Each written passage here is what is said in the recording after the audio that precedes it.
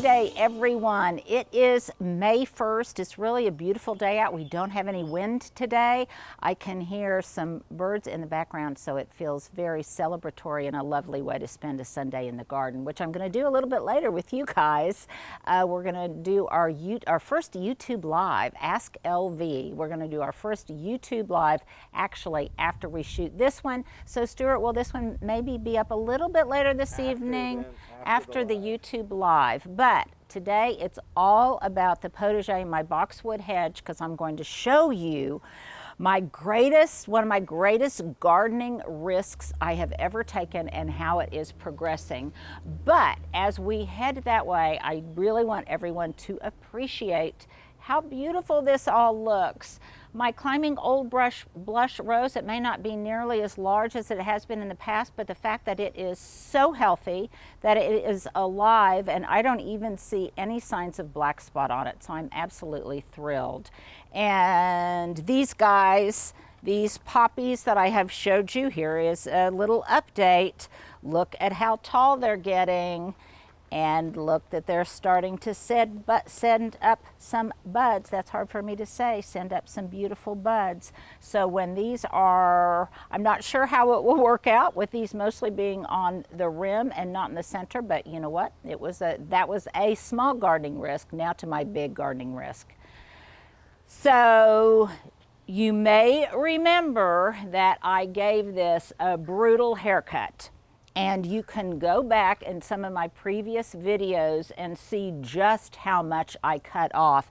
And it was practically brown and bare wood almost all the way around, wasn't it, Stuart? There was a little bit of green, and I just needed to do that because it needed to be restored. If I hadn't done so, it would probably be this tall.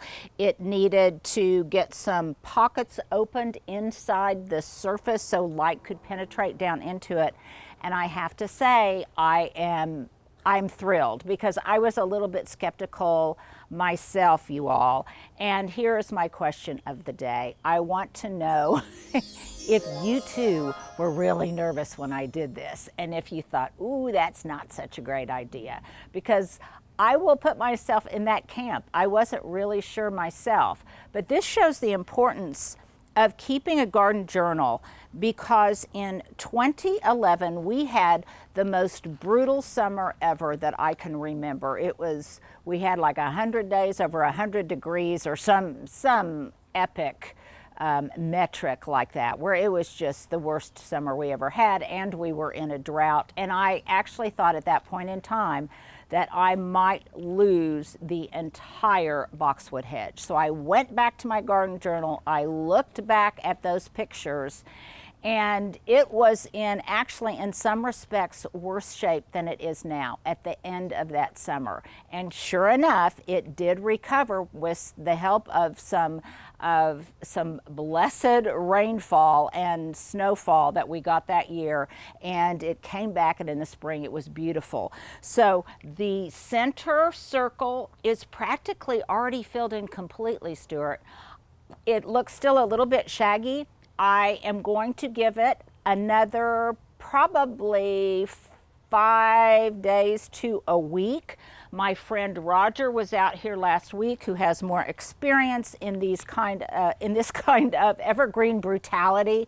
And when he was here almost exactly a week ago, he said, I give it 2 weeks and it will be almost completely solid. So there are a few areas that are still brown tipped and a little tawny, but you can see there's so much new growth.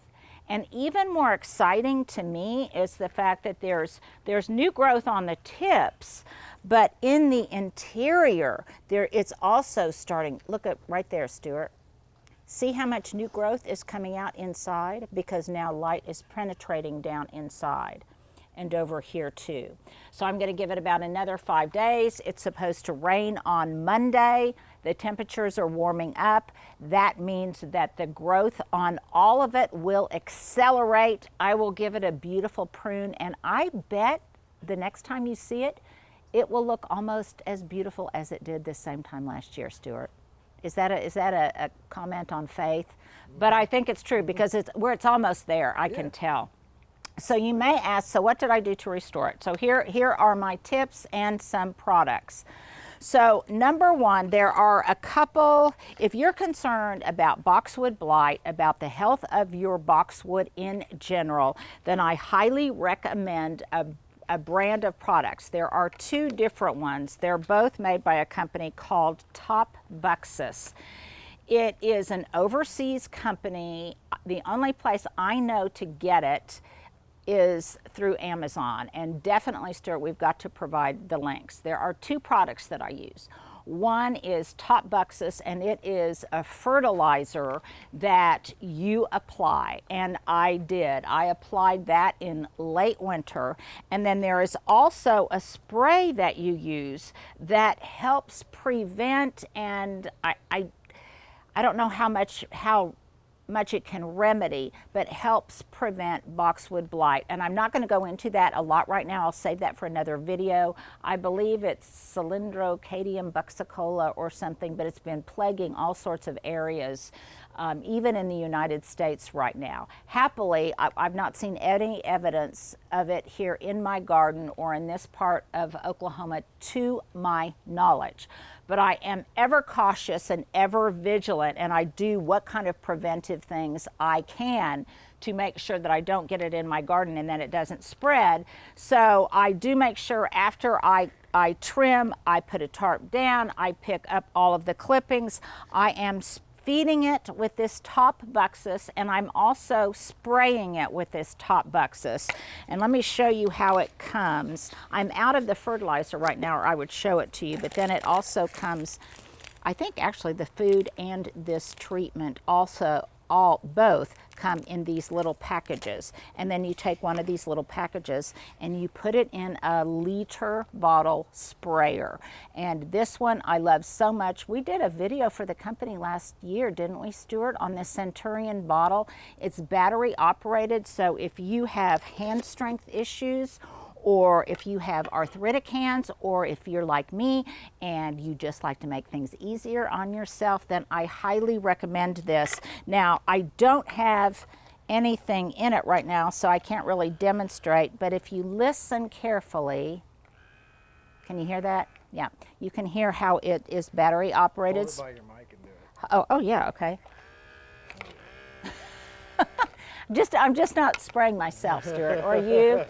But this works brilliantly, Stuart. We must put a link to this up also. And by the way, this works for anything you may want to spray your plants with. I almost would suggest that you have two. You have one that you might use for a dedicated, say, insecticidal soap spray or something of that nature, and then maybe one that you use for fungicides. So at any rate, this is a wonderful guy. So these were two products in particular that I wanted to show you.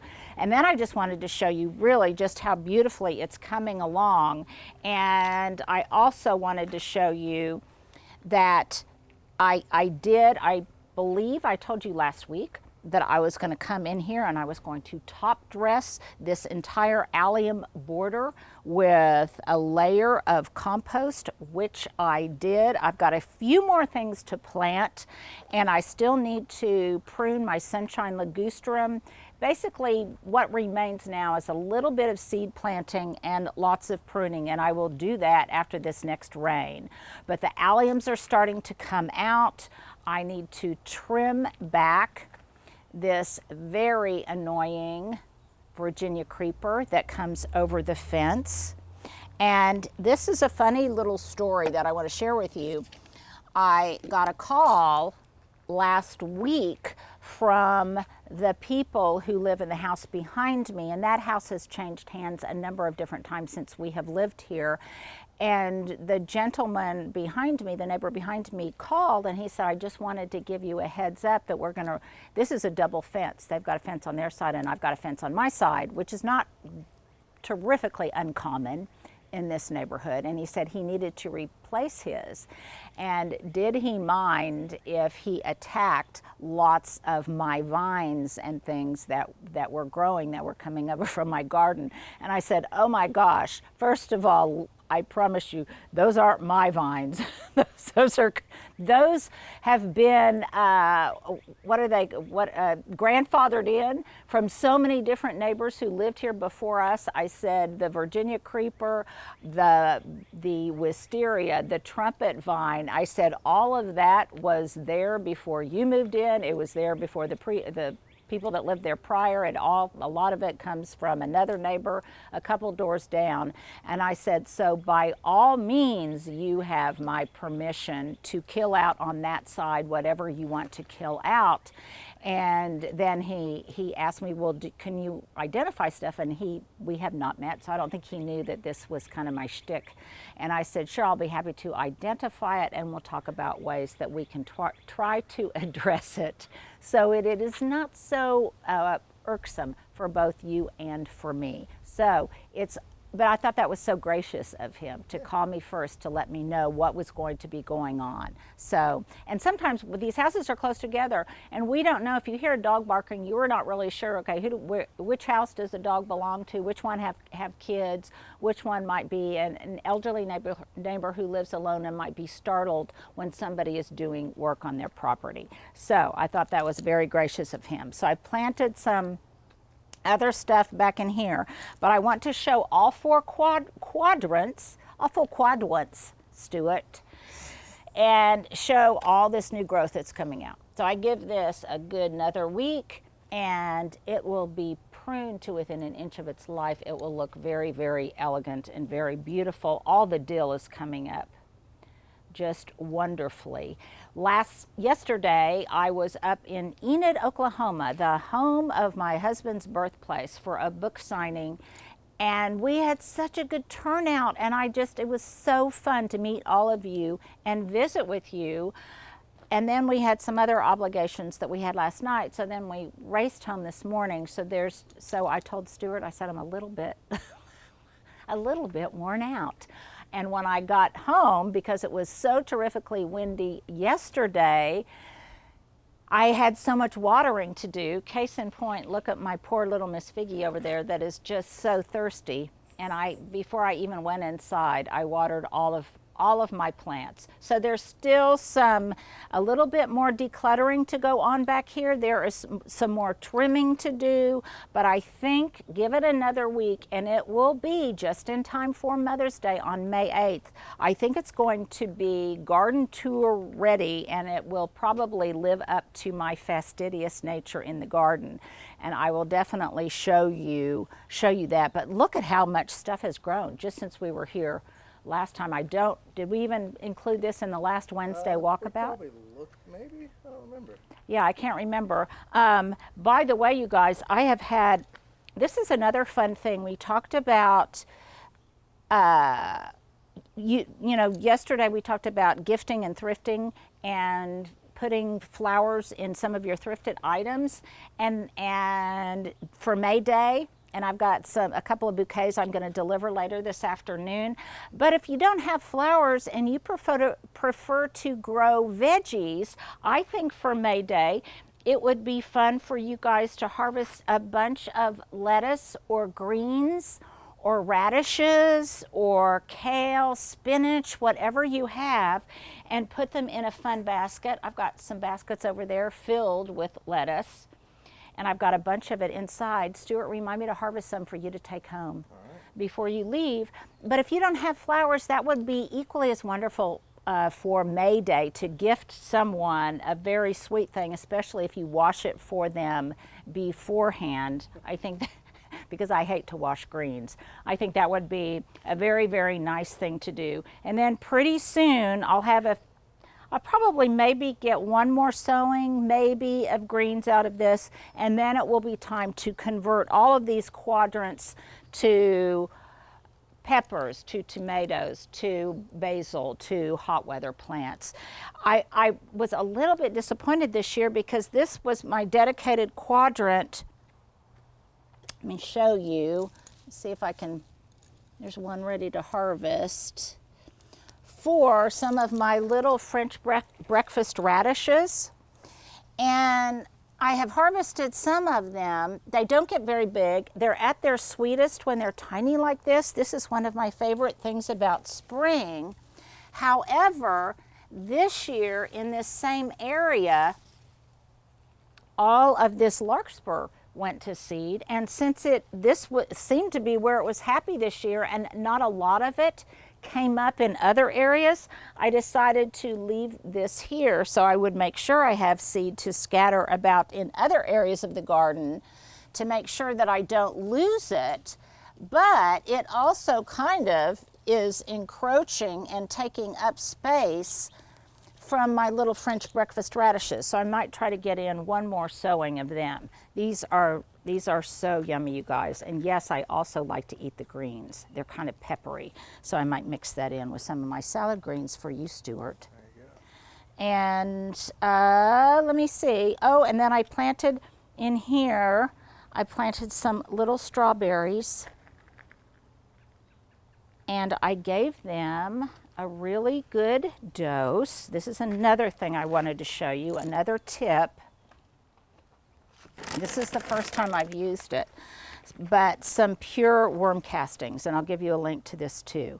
And this is the first time I have used it kind of exclusively as a soil amendment, and I used it for my strawberries.